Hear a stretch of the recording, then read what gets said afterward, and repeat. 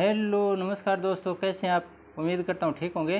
ट्रिकेरियम with NL study में आपका पुनः स्वागत है दोस्तों जैसा कि हमें विदित है, हमने राजस्थान का भूगोल है उससे संबंधित एक बहुत ही महत्वपूर्ण श्रृंखला चला रखी है। और इस श्रृंखला में हमने आजकल जो राजस्थान में मृदाएँ हैं वो किस प्रकार की मृदाएँ पाई जाती हैं, उनके वर्गीकरण से संबंधित अध्ययन कर रहे हैं। तो हमने पीछे एक वीडियो अपलोड कर दिया है मृदा से संबंधित। अगर किसी भाई बहन ने वो वीडियो नहीं देखा है तो प्लीज़ पहले वो वीडियो ज़रूर देख लेना। उसमें जो वैज्ञानिक वर्गीकरण है नई प्रणाली के तहत मिट्टी का वैज्ञानिक वर्गीकरण किया है, और वहाँ से प्रश्न काफ़ी ज़्यादा संख्या में पूछने की संभावना रहती है। अगर इस टॉपिक से प्रश्न पूछे जाते हैं तो ज़्यादा संभावना वहीं से पूछने की रहती है, तो वो वीडियो ज़रूर देख लेना। और फिर हमारा जो कृषि विभाग है उसने भी मृदा का वर्गीकरण किया है, उसके बारे में आज हम अध्ययन करेंगे। और मैप्स, प्रत्येक प्रकार की मिट्टी को समझाने के लिए मैंने पिछले वीडियो में मैप्स के माध्यम से, मानचित्र के माध्यम से बहुत कुछ समझाया था। और आज हम पुनः उन्हीं मैप्स की सहायता से, उनका सहारा लेते हुए दोबारा से समझने का प्रयास करेंगे। और ये मैप्स हैं, मानचित्र हैं, ये दोस्तों मैंने कहीं से संकलित किए हैं, मेरे खुद के बनाए हुए नहीं हैं। अगर आपको मैप बनाने आते हैं, अगर आपको मानचित्र बनाने अच्छे से आते हैं तो आप भी सेंड कर सकते हैं। तो चलिए शुरुआत करते हैं आज की इस बहुत ही महत्वपूर्ण लेसन की। हमने थोड़ा सा इसका रिवीजन कर लेते हैं। कल पढ़ लिया था इसके बारे में। ये बलुई मिट्टी, और ये लाल बलुई, और यहाँ ये कछारी या जलोढ़ मिट्टी, ये जलोढ़ मिट्टी, भूरी कछारी मिट्टी, ये भूरी कछारी, और ये लवणीय मिट्टी, ये पर्वतीय मिट्टी यहाँ। और इसमें लाल पीली जहाँ हल्दी घाटी का युद्ध हुआ था। और ये लाल लोमी मिट्टी है। और साथ में यहाँ देखिए लाल और काली मिट्टी, इसका मिश्रण है, तो इसे मिश्रित मिट्टी भी कहते हैं, या लाल काली मिट्टी भी कहते हैं, मिश्रित काली भी कहते हैं। और ये मध्यम कलर लिए हुए काली मिट्टी, मध्यम काली मिट्टी, ये लाल पीली। तो इस प्रकार से मोटा मोटी हमने पढ़ लिया था इसके बारे में। अब आगे हम यहाँ से शुरुआत करते हैं। राजस्थान में कृषि विभाग द्वारा मृदा का वर्गीकरण किस प्रकार से किया गया और कौन कौन से जिलों में किस प्रकार की मिट्टी पाई जाती है। यहाँ ये नाम जो मैंने लिखे हैं मृदा का प्रकार है, ये कृषि विभाग के द्वारा लिखे गए नाम है दोस्तों। और प्रश्न यहीं से पूछे जाते हैं ज़्यादातर। साई जैसे क्रम 1, ये कुल मिलाकर 14 नाम लिखे हैं कृषि विभाग ने। तो साई रोजेम्स, सबसे पहले तो यही देख लीजिए, साई रोजेम्स, ये याद रखना आपको, किस जिले में पाई जाती है, गंगानगर जिले में। गंगानगर जिले में मृदा है वो किस प्रकार की पाई जाती है, साई रोजेम्स। और फिर रेवरीना नाम से प्रश्न आया था एक बार, तो हिंदी में नाम रेवरीना भी आ सकता है, रीता भी आ सकता है। तो ये रेवरीता, वैसे ये रेवेरीता शब्द है, ये श्री गंगानगर जिले में मिट्टी पाई जाती है। मरुस्थलीय मृदा रेवेरीता गंगानगर में, साई रोजेम्स गंगानगर में। मरुस्थलीय मृदा किसी एक जिले में नहीं बल्कि कई जिलों में पाई जाती है। जहाँ रेतीले टीले हैं, मरुस्थल है, उन जिलों के नाम मैं एक एक करके बोल रहा हूँ। गंगानगर है, चूरू है, झुंझुनू, बीकानेर, जैसलमेर, नागौर, बाड़मेर, जोधपुर और सीकर, इन जिलों में मरुस्थलीय मृदा पाई जाती है दोस्तों। और फिर 4 नंबर पे देखिए जिप्सी फेर्स है, ये सिर्फ और सिर्फ बीकानेर में पाई जाती है। जिप्सम याद रख लेना, जिप्सम कहाँ ज़्यादा होता है, बीकानेर में। तो जिप्सी फेर्स बीकानेर में। अब दूसर दूली दूसर बुरी या जलोढ़ मृदा, जलोढ़ मृदा है, इसको दूसर बुरी भी बोलते हैं। ये जालोर, पाली, नागौर, अजमेर और सिरोही जिलों में। किस प्रकार की? दूसर बुरी और जलोढ़। जलोढ़ शब्द यहाँ क्यों लिया गया है? जालोर, पाली, नागौर, अजमेर, सिरोही इस साइड में, क्योंकि अरावली पर्वत श्रृंखला पर जब बरसात होती है तो पहाड़ों से पानी अपने साथ मिट्टियाँ लाकर नई मिट्टी लाता है। तो जलोढ़ मिट्टी की अगर परिभाषा हम याद करते हैं तो बरसात के द्वारा पहाड़ों से जो मिट्टियाँ लाई जाती हैं वो उपजाऊ मिट्टी होती हैं। एक के बाद हर वर्ष आगे से आगे ऊपर इनकी परतें जमती जाती है। तो ये जलोढ़ मिट्टी बरसात के पानी के द्वारा या नदियों के द्वारा लाई जाती है, वो जलोढ़ मिट्टी होती है। तो ये अरावली पर्वत श्रृंखला के सारे जालोर, पाली, नागौर, अजमेर, सिरोही यहाँ जलोढ़ मिट्टी है। दूसरे भूरी, ये कृषि विभाग ने माना है दोस्तों। आगे नॉन कैल्शियल ब्राउन मृदा, नॉन कैल्शियल ब्राउन मृदा जयपुर है, सीकर है, झुंझुनू है, नागौर है, अजमेर है, अलवर है। यहाँ नॉन कैल्शियल ब्राउन मृदा पाई जाती है। आगे देखिए नवीन जलोढ़ मृदा 7 नंबर पे नवीन जलोढ़ मृदा है। यह है अलवर, भरतपुर, सवाईमाधोपुर, जयपुर। अलवर, भरतपुर, सवाईमाधोपुर और जयपुर यानी पूर्वी मैदानी भाग है। इसका बहुत ही उपजाऊ क्षेत्र। पीली भूरी मृदा, पीली भूरी मृदा मैप्स में हमने काफ़ी अच्छे ढंग से देखा था। तो कौन कौन से जिलों में? जयपुर, टोंक, सवाईमाधोपुर, भीलवाड़ा, चित्तौड़गढ़ और उदयपुर। दोबारा देखिए पीली भूरी मृदा जयपुर, टोंक, सवाईमाधोपुर, भीलवाड़ा, चित्तौड़गढ़ और उदयपुर में। नवीन भूरी मृदा, नवीन यानी नई भूरी मृदा भीलवाड़ा और अजमेर में। भूरी शब्द भीलवाड़ा में ज़्यादा सेट होता है। पर्वतीय मृदा, ये उदयपुर, कोटा में पर्वतीय मृदा पाई जाती है। लाल लोमी मृदा डूंगरपुर, बांसवाड़ा। लाल लोमी मृदा कहाँ? डूंगरपुर, बांसवाड़ा में। काली गहरी मध्यम मृदा, काली गहरी और मध्यम, काली है, गहरी है और मध्यम हाड़ौती वाला प्रदेश उसकी बात कर रहे हैं। कोटा, बूंदी, भीलवाड़ा, चित्तौड़गढ़, भरतपुर और झालावाड़, इन जिलों में ये काली गहरी मध्यम मिट्टी पाई जाती है।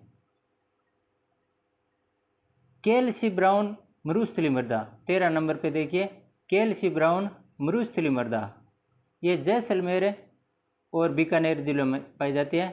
कैल्सी ब्राउन मरुस्थली मृदा, मरुस्थल नाम आ गया है तो मरुस्थल में ही होगी। आगे देखिए अंतिम 14 नंबर पे मरुस्थल और बालू का स्तूप, ये मिट्टी का नाम है, मरुस्थल एवं बालू का स्तूप। ड्यून भी आता है बालू का स्तूप के लिए शब्द कई बार। तो ये जोधपुर, बाड़मेर, जैसलमेर और बीकानेर, यहाँ मरुस्थल एवं बालू का स्तूप मिट्टी पाई जाती है। मैं आपको यहाँ एक बार पुनः इनके बारे में थोड़ा सा और बता देता हूँ। दोबारा देखिए साइरोजेम्स गंगानगर में, फिर गंगानगर में रेवेरिता और साइरोजेम्स ये गंगानगर में। मरुस्थलीय मृदा गंगानगर, चूरू, झुंझुनू, बीकानेर, जैसलमेर, नागौर, बाड़मेर, जोधपुर और सीकर में। जेबसिफेर्स बीकानेर में। दूसर भूरी जलोढ़ मृदा जालोर, पाली, नागौर, अजमेर, सिरोही में। नॉन कैल्शियल ब्राउन मृदा जयपुर, सीकर, झुंझुनू, नागौर, अजमेर और अलवर में।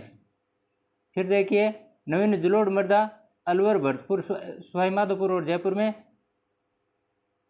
पीली भूरी मृदा जयपुर, टोंक, सवाईमाधोपुर, भीलवाड़ा, चित्तौड़गढ़ और उदयपुर में। नवीन भूरी मृदा भीलवाड़ा एवं अजमेर में। पर्वतीय मृदा उदयपुर और कोटा में। लाल लोमी मृदा डूंगरपुर बांसवाड़ा में, काली गहरी मध्यम मृदा कोटा, बूंदी, भीलवाड़ा, चित्तौड़गढ़, भरतपुर और झालावाड़ में। इसी प्रकार कैल्सी ब्राउन मरुस्थलीय मृदा जैसलमेर एवं बीकानेर में, मरुस्थलीय एवं बालुका स्तूप जोधपुर, बाड़मेर, जैसलमेर और बीकानेर जिलों में। ये दोस्तों कृषि विभाग ने मृदा का वर्गीकरण इस प्रकार किया। यहाँ ध्यान रखने वाली बात यह है कि ये जो 41 जिले बने, अब इन 41 जिलों का वर्गीकरण नहीं किया, ये 33 जिलों का वर्गीकरण, ये 41 जिलों का वर्गीकरण अभी तक कृषि विभाग ने जारी नहीं किया है। वो जैसे जारी करें तब आगे हम जोड़ देंगे इनमें। वैसे तो मोटा मोटी हमें पता लग चुका है। और जो इतनी गहराई में मैं बता रहा हूँ, इतनी गहराई से प्रश्न पूछे भी नहीं जाते हैं। जो मैंने माप यानी मानचित्र आपको बताया, वो मानचित्र आपने ढंग से देख लिया, बस प्रश्न वहीं से पुटअप होते हैं। अब है सिरोजम मिट्टी, ये कई बार आ चुका है। ये कौन सी होती है? दूसरे मरुस्थलीय मिट्टी। सिरोजम मिट्टी को दूसरे मरुस्थलीय मिट्टी भी कहते हैं। दूसर कलर, ये दूसर शब्द है, ये आपने सुना होगा पहले। दूसर शब्द एक तो होता है, अपने आम भाषा में कहते हैं स्लेटी रंग। तो जिस प्रकार से वो स्लेटी कलर होता है वो दूसर होता है। सिरोजम मिट्टी ये दूसर कलर की होती है। इस मिट्टी का रंग पीला भूरा होता है। किस प्रकार का? पीला भूरा।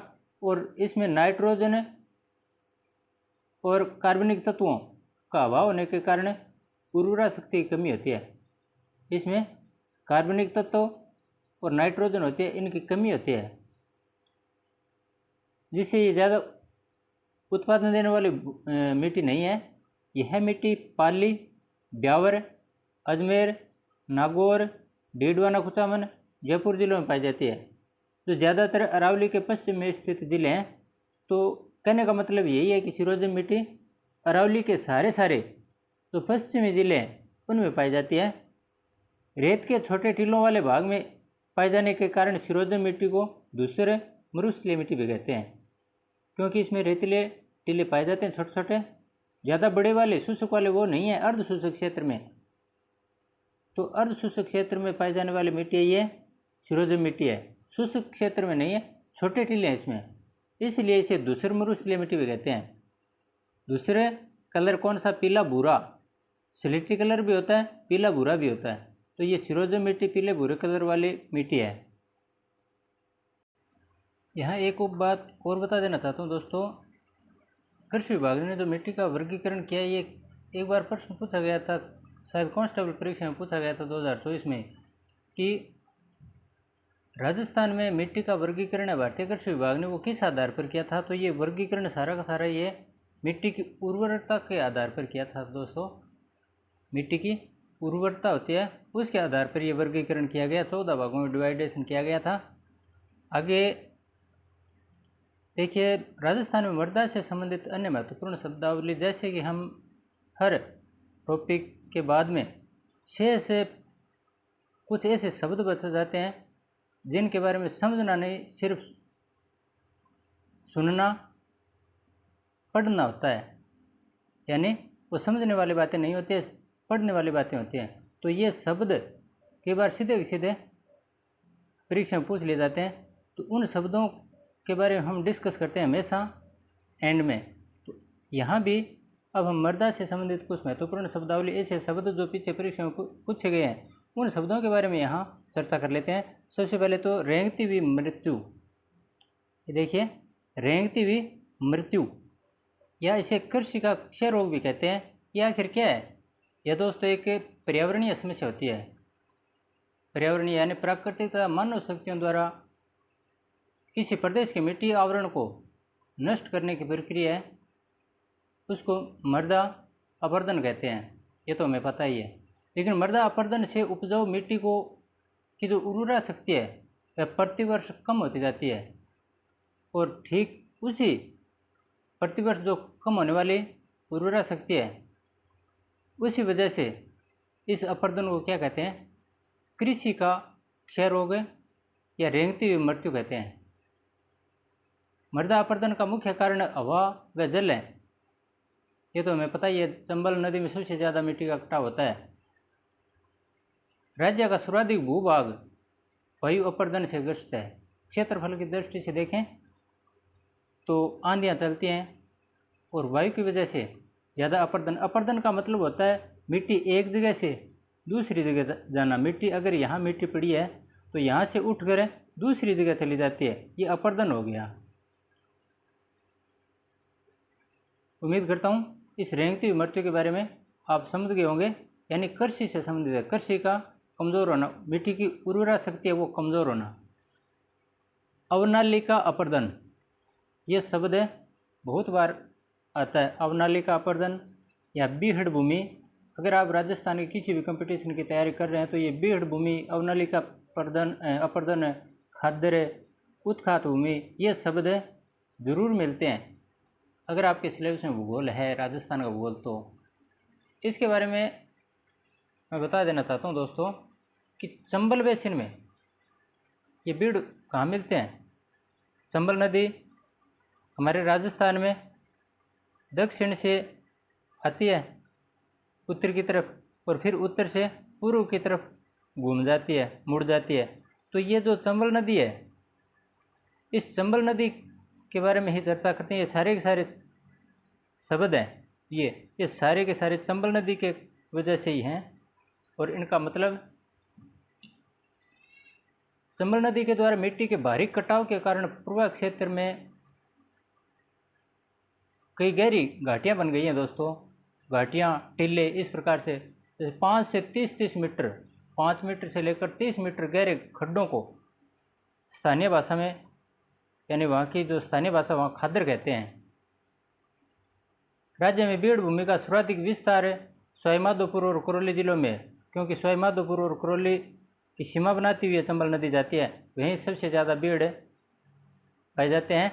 अवनालिका अपर्दन या मिट्टी अपर्दन, जिसे कंदरा समस्या भी कहते हैं, के कारण पतली पतली नालियाँ गहरी नालियों में बदल जाती हैं, जिससे गहरी घाटी व खड्डे, बड़े बड़े खड्डे बन जाते हैं, तो उनको कहते हैं बीहड़ बन जाते हैं। चंबल नदी के विशाल बीड़ या उत्खात शिलाकृति इस प्रकार के अपर्दन के उदाहरण हैं। अवनलिका अपर्दन से, ये अवनलिका अपर्दन यानी इस नलिका के द्वारा चंबल नदी को अवनलिका के रूप में हम मान सकते हैं। अवनलिका अपर्दन के कारण हाड़ौती पठार के क्षेत्र कोटा, करौली, धौलपुर, सवाईमाधोपुर, बूंदी, भरतपुर और जयपुर जिले हैं, ये ग्रस्त हैं दोस्तों। यहाँ मैंने एक तो अपर्दन बताया था, वायु की वजह से यहाँ से मिट्टी यहाँ चली गई। अब ये पानी आता है, चंबल नदी में पानी आता है, ये पानी अपने साथ तेज़ बहाव होता है तो अपने साथ मिट्टी को भी लाता है, मिट्टी अपने साथ मिट्टी लाता है और ये मिट्टी है एक जगह से दूसरी जगह चली जाती है। तो ये भी एक प्रकार से अपर्दन हुआ। ये मिट्टी अपर्दन किसकी वजह से हुआ? पानी की वजह से, और ये वायु की वजह से। तो ये वायु की वजह से अपर्दन है और ये मिट्टी की वजह से अपर्दन हो रहा है। यहाँ भी मिट्टी का अपर्दन होता है, ये अपर्दन शब्द है ना, यहाँ भी हो रहा है और उसमें भी होता था। आगे देखिए, मिट्टी का अम्लीय क्षारीय तत्वों से संसिक्त होना, इसका मतलब क्या है? कम वर्षा, कम आर्द्रता यानी नमी कम है, अपलक्षण, उच्च तापक्रम, उच्च वाष्पीकरण, वाष्प उत्सर्जन इत्यादि बहुत सारे जो जलवायु संबंधित कारक हैं, इन्हीं वजह से इन क्षेत्रों में लवणीय व क्षारीय भूमि हेतु उत्तरदायी होते हैं ये। और मिट्टी में लवणीयता की समस्या बन जाती है। मिट्टी की जो निचली सतह है, ये संसिक्त शब्द है, इसको दोबारा समझिए। मिट्टी की जो निचली सतह होती है उससे ऊपर की ओर केशिकाओं द्वारा जल का रिसाव, पानी जब बरसात होती है पानी इकट्ठा हो जाता है, फिर पानी ज़मीन के अंदर सोख लिया जाता है। ये तो हो गया पानी का ऊपर से नीचे की तरफ रिसाव। अब ये जो सेम समस्या आगे यहाँ पढ़ेंगे। ये सैंसिक शब्द इसके बारे में, ये सेम से संबंधित है। पानी है जमीन, ये ज़मीन है यहाँ, और यहाँ पानी है। अब पानी नीचे से ऊपर की तरफ आता है, नीचे से पानी है वो ऊपर की तरफ आता है और इस भूमि को सेम से ग्रसित बना देता है। इसको कहते हैं सैंसिक होना। तो मिट्टी की निचली सतह से ऊपर की ओर केशिकाओं के द्वारा ये रिसाव होता है, और इसी को हम क्षारीय तत्वों से सैंसिक होना कह सकते हैं। मिट्टी की अगर लवणीयता ज़्यादा होती है तो उसको कम करने के लिए बहुत बार प्रश्न पूछा गया दोस्तों, किसका उपयोग करते हैं? जिप्सम का। जिप्सम जो कि नागौर में पाई जाती है ना, जिप्सम, इसका प्रयोग करते हैं अगर मिट्टी ज़्यादा लवणीय है तो उसमें लवणीयता को कम करने के लिए। आगे ये सेम से संबंधित प्रश्न आ गया है। सेम ये आखिर क्या होती है? ये शब्द आपको मिट्टियों का अध्ययन करते समय कहीं ना कहीं मिल ही जाएगा। एक बार देखिए अपने ये हमारी इंदिरा गांधी नहर परियोजना, नहर जा रही है, मान लेते हैं ये इंदिरा गांधी नहर है या कोई भी नहर है। इस नहर के आसपास पानी, नहर में से पानी जाएगा। हालांकि यहाँ पॉलीथीन लगाते हैं, लेकिन फिर भी सिंचाई की वजह से पानी की मात्रा ज़्यादा है। यहाँ पानी स्वाभाविक सी बात है रिस कर नीचे जाएगा। पानी जब रिसाव के द्वारा नीचे जाता है, ज़मीन द्वारा सोख लिया जाता है, तब एक समय सीमा ऐसी आती है, यहाँ नीचे इस जो इंदिरा गांधी नहर है इसके नीचे पहाड़ी इलाका है, काफ़ी नीचे पहाड़ है, पथरीली भूमि है नीचे की तरफ। तो पानी ये ज़मीन सोख रही है, सोखती सोखती एक समय ऐसा आएगा जब ये पत्थर के टकरा गई, यहाँ से नीचे सोखना बंद हो जाएगा। फिर ये पानी क्या करेगा? किनारों की तरफ जाएगा, यानी केशिकाओं के द्वारा ये फिर पुनः ऊपर की तरफ रिसाव करेगा, किनारों की तरफ बढ़ेगा। यहाँ पानी की सिंचाई हो रही है, लेकिन पानी सोखने की यहाँ कमी आ गई है, पानी सोखना बंद हो गया है। तब ये पानी कहाँ जाएगा? किनारों की तरफ, दूसरी तरफ बढ़ेगा। जहाँ ज़मीन है वो ज़मीन में पानी की सिंचाई कम होती है। अब किनारों की तरफ बढ़ेगा तो ये पानी रिस कर फिर ज़मीन के ऊपर की तरफ आना शुरू हो जाएगा। तो इस प्रकार पानी जहाँ ये सेम की समस्या होती है वहाँ नीचे की तरफ पहाड़ी इलाका होता है, पहाड़ी भूमि होती है पथरीली। इस वजह से यहाँ सेम की समस्या उत्पन्न होती है, और ये सेम की समस्या ज़्यादातर इंदिरा गांधी नहर परियोजना इसके आसपास से बनती है। हनुमानगढ़ गंगानगर जिला है, और हनुमानगढ़ में पीलीभंगा तहसील के गांव में एक बड़ोपल, पीलीभंगा तहसील है उसका एक गांव है बड़ोपल है, वहाँ सबसे ज़्यादा इस सेम का प्रभाव है। ये प्रश्न भी पूछ सकते हैं कि कौन सा गांव है जो सेम से सबसे ज़्यादा प्रभावित है? तो ये हनुमानगढ़ जिले की जो पीलीभंगा तहसील है उसका गांव है बड़ोपल। बड़ोपल, ये याद रखना। और चंबल नदी है, वहाँ भी इस प्रकार की समस्या उत्पन्न हुई थी, लेकिन कनाडा के सहयोग से राजाड नामक एक परियोजना बनी थी दोस्तों। राजाड, डे यानी कनाडा, और राजस्थान और कनाडा के द्वारा एक परियोजना चलाई गई थी, राजाड परियोजना, जो कि 1992-93 में, कब है? 1992-93 में चलाई गई थी राजाड परियोजना। वो चंबल नदी के सहारे जो सेम समस्या उत्पन्न हो रही है उसके निराकरण के लिए चलाई गई थी। तो ये सेम वाला मैटर भी आप समझ गए होंगे। फिर है कुब्बड़ पट्टी। कुब्बड़ पट्टी से कौन वाकिफ नहीं होगा? राजस्थान का नागौर, डीडवाना कुचामन आजकल बन गया है नया जिला। अजमेर जिले की बांका, पहुंच या कुब्बड़ पट्टी के लोग फ्लोराइड एवं खारा पानी है उसके पीने के कारण फ्लोरोसिस रोग से ग्रस्त हो गए हैं दोस्तों। और फ्लोरोसिस रोग है उसकी वजह से कमर झुक जाती है, और लोग इस प्रकार से झुक जाते हैं फ्लोरोसिस की वजह से। ये कुब्बड़ इनकी निकल जाती है, इसलिए इसको कुब्बड़ पट्टी बोलते हैं। कुब्बड़ यानी कमर।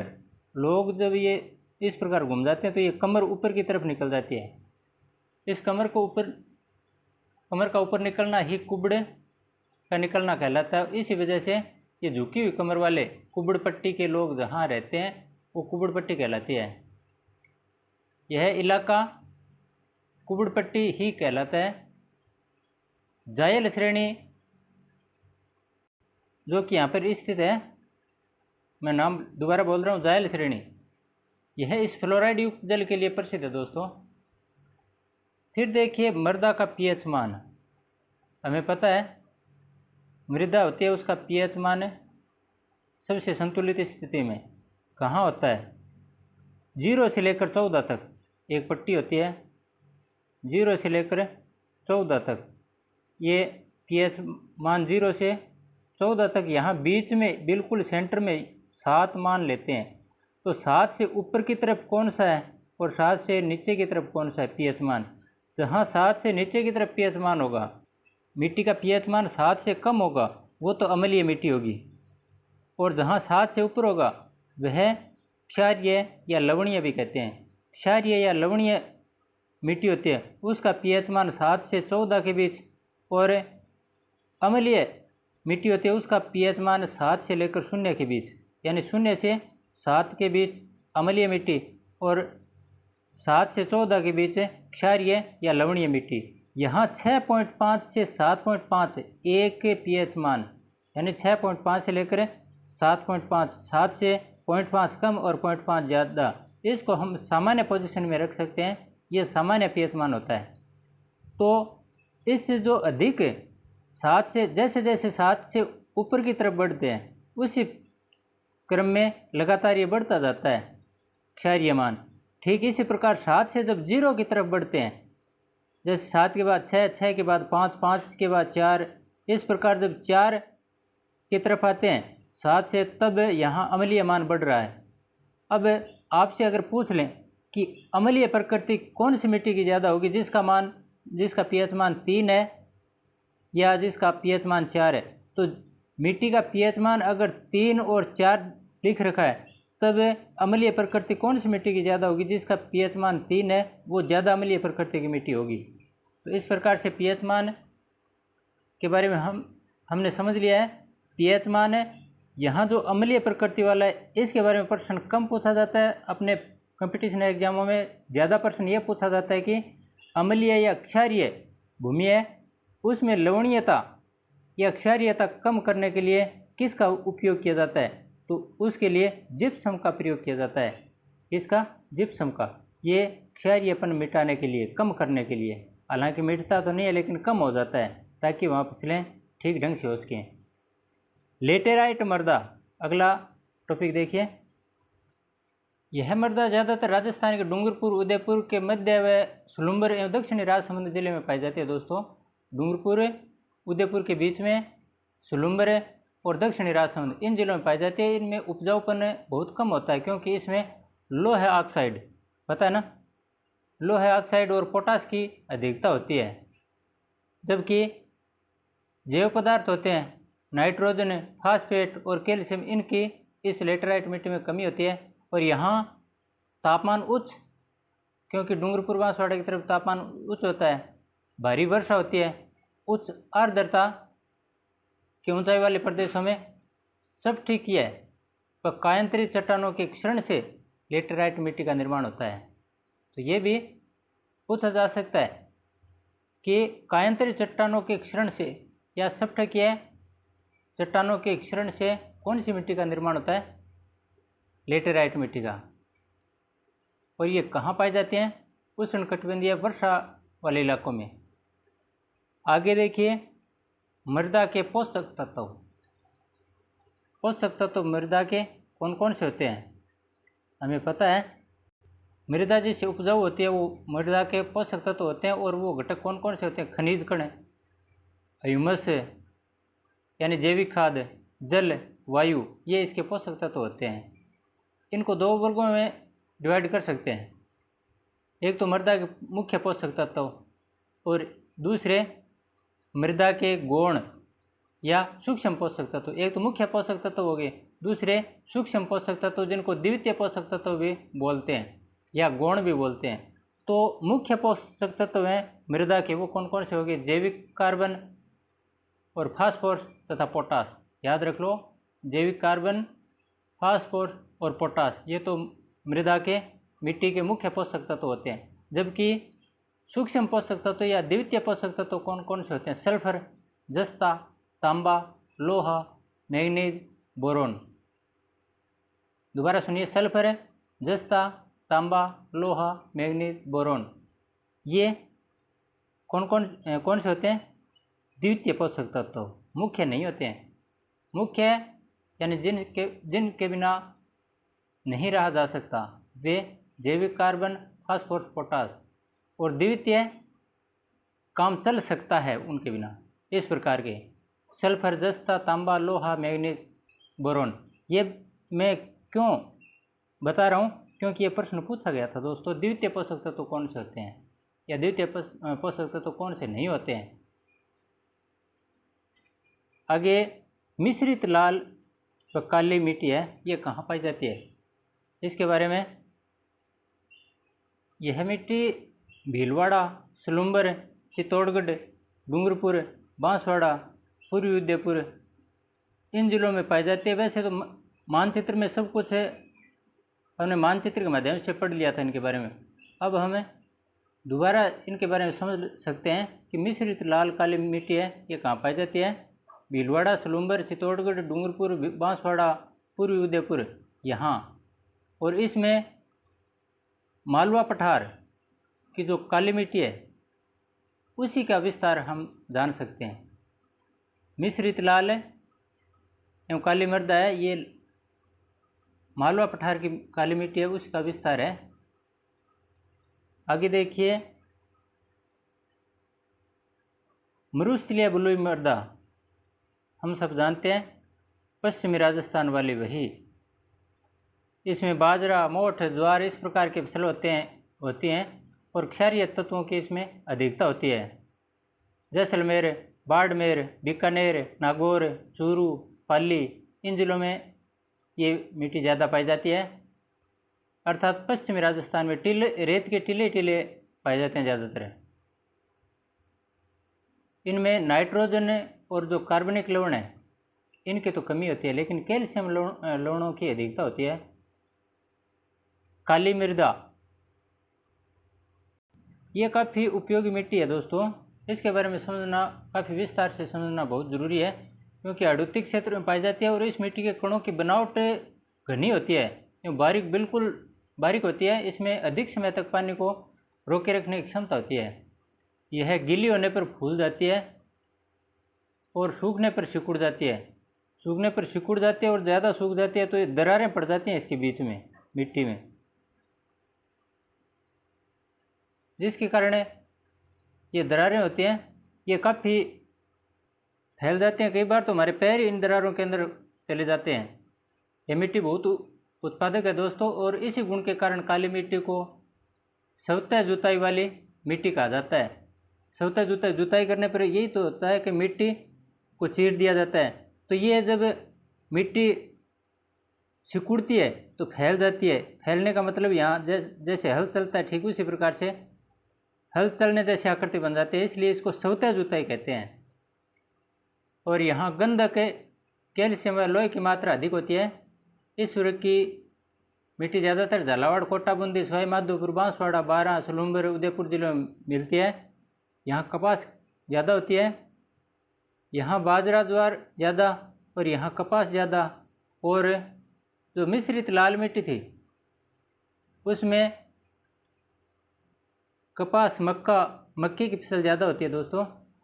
अब देखिए लाल पीली मिट्टी, यह मिट्टी सवाई माधोपुर एवं भीलवाड़ा जिले के पश्चिम भाग में अजमेर, ब्यावर, पाली, राजसमंद और सिरोही जिलों में मिलती है। दोबारा सुन लीजिए, लाल व पीली मिट्टी सवाई माधोपुर, भीलवाड़ा, अजमेर, ब्यावर, पाली, राजसमंद एवं सिरोही जिलों में।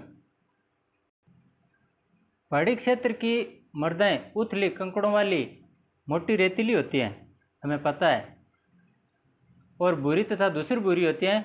और राजस्थान के दक्षिणी भूभाग में अरावली पर्वत श्रेणी, उसके उदयपुर, सलूम्बर, कोटा जिलों में ये ज़्यादातर मिलती हैं। कछारी मिट्टी। कछारी मिट्टी होती है, इसका रंग सामान्यतः कुछ ललाई व भूरापन लिए हुए होता है। इसमें चूना, फास्फोरस व ह्यूमस की कमी होती है। गंगानगर हनुमानगढ़ में काफ़ी ज़्यादा मात्रा में मिलती है। और खैरथल तिजारा है, आजकल जो खैरथल तिजारा जिला बन गया, उसके बाद में अलवर है, डीग है, यहाँ भी ये काफ़ी अच्छी मात्रा में पाई जाती है। यहाँ जो खाद्यान्न फसलें हैं ये इसमें ज़्यादा उगाई जाती हैं। जैसे गंगानगर हनुमानगढ़ आजकल खाद्यान्न में काफ़ी अच्छे बड़े पैमाने पर उत्पादन कर रहा है। लाल बलुई मिट्टी, जालोर, डीडवाना, कुचामन, नागौर, जोधपुर, फलोदी, पाली, चूरू, बाड़मेर, बालोतरा, सीकर और झुंझुनू जिलों में पाई जाती है। ये कहने का मतलब है अर्ध शुष्क इलाका है ना, वहाँ पर लवणीय मृदा। क्षारीय लवणों की वजह से यहाँ उपजाऊपन बहुत कम होता है दोस्तों। यहाँ चरागाह, झाड़ियाँ, बरसाती पेड़ सिर्फ यही उगते हैं। ये ज़्यादातर बाड़मेर, बालोतरा, जालोर, गंगानगर, डीग, भरतपुर इन जिलों में मिलती है। कौन सी? लवणीय मृदा। यहाँ बीच में एक शब्द मैंने गंगानगर बोला है, तो ये सेम वाली समस्या ये गंगानगर में मैंने बताया था, गंगानगर हनुमानगढ़, उस वजह से ये लवणीय शब्द आया। बाकी बालोतरा लूणी नदी बेसिन में ज़्यादा पाई जाती है। लाल दुम्मट मृदा, आगे देखिए, लाल दुम्मट मृदा, इसे लेटेराइट मृदा भी कहते हैं। कौन सी? लाल दुम्मट मृदा को लेटेराइट मृदा भी कहते हैं। और यह दक्षिणी राजस्थान है, उसके डूंगरपुर, बांसवाड़ा, उदयपुर, सलूम्बर, चित्तौड़गढ़ जिलों में पाई जाती है। दुम्मट मिट्टी या जलोढ़ मिट्टी काफ़ी उपजाऊपन लिए हुए होती है। दुम्मट मिट्टी उपजाऊ में ज़्यादा अच्छी होती है। जलोढ़ मिट्टी, जलोढ़ का ही दूसरा नाम है दुम्मट। यह नदियों द्वारा जो बहुत ही बारीक और बढ़िया मिट्टी, उपजाऊ मिट्टी लाई जाती है, उनकी वजह से यहाँ ज़्यादा उपजाऊपन होता है, उत्पादन अधिक होता है। यह हनुमानगढ़, जयपुर, दौसा, भरतपुर, डीग, अलवर, खैरथल तिजारा, धौलपुर, कोटा, टोंक, सवाईमाधोपुर आदि जिलों में, यानी कहने का मतलब पूर्वी मैदान है राजस्थान का। भौतिक स्वरूप में जो पूर्वी मैदान है वहाँ पर इस प्रकार की मिट्टी पाई जाती है, और वो भी उत्तरी पूर्वी भाग में। भूरी मृदा अरावली के पूर्वी भाग में टोंक, सवाईमाधोपुर, बूंदी, भीलवाड़ा, उदयपुर, सलूम्बर, चित्तौड़गढ़ जिलों में पाई जाती है। यानी अरावली के पूर्वी भाग में जो सारे हैं वहाँ पर ये भूरी मिट्टी तो हमने पढ़ लिया। रेह मृदा का मतलब है तो पश्चिमी राजस्थान, उसमें लवणीय समस्या का तो हमें पता ही है। और लवणीय समस्या की वजह से कई बार क्या होता है कि लवण मृदा के ऊपर जम जाता है, परत से जम जाती है, और वो परत है वो उपजाऊपन को ख़त्म कर देती है।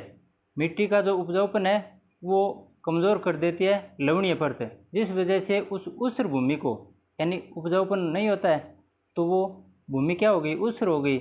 और ऊसर होने की वजह से उस मृदा को, मिट्टी को रेह मृदा कहते हैं।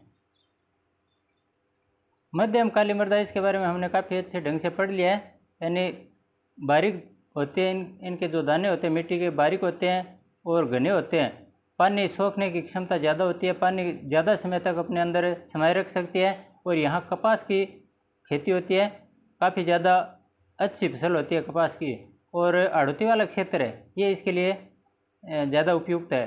हाड़ौती में ज़्यादा बरसात होती है और वहाँ की बरसात को ये समा भी जाती है और उपजाऊ भी ज़्यादा होती है मिट्टी। तो ये मध्यम काली मृदा। इस प्रकार से दोस्तों हमने मृदा के बारे में, मिट्टी के बारे में दोनों वीडियो के माध्यम से पूरा का पूरा सिलेबस कवर कर लिया है। मिट्टी से संबंधित अगर प्रश्न पूछा जाएगा तो यहाँ से बाहर नहीं जाएगा। हाँ, जो मैंने मैप बताए हैं, मानचित्र बताए, उनको जो पहले वीडियो में बताए थे उन मानचित्रों को आप ज़रूर देखना। वहाँ जो मानचित्र हमने देखे हैं वहाँ से सीधे प्रश्न उठते हैं। ये विशेषता अन्य शब्द भी मैंने बता दिए शब्दावली के माध्यम से कि कौन सी मिट्टी का क्या नाम है। कई बार नाम की वजह से हमारे दिमाग में उलझन पैदा हो जाती है, तो वो तो मैंने यहाँ शब्दावली के माध्यम से स्पष्ट कर दिया। लेकिन मिट्टी आखिर है कहाँ, रटने से याद नहीं होगा। वो मानचित्र देखिए, वो 2-4 बार आप मानचित्र देखोगे तब समझ में आ जाएगा आराम से, कोई दिक्कत नहीं है। और यदि मेरे द्वारा दी गई जानकारी आपके लिए उपयोगी साबित होती है तो दोस्तों लाइक, शेयर और सब्सक्राइब तो ज़रूर करना प्लीज़। धन्यवाद। जय हिंद।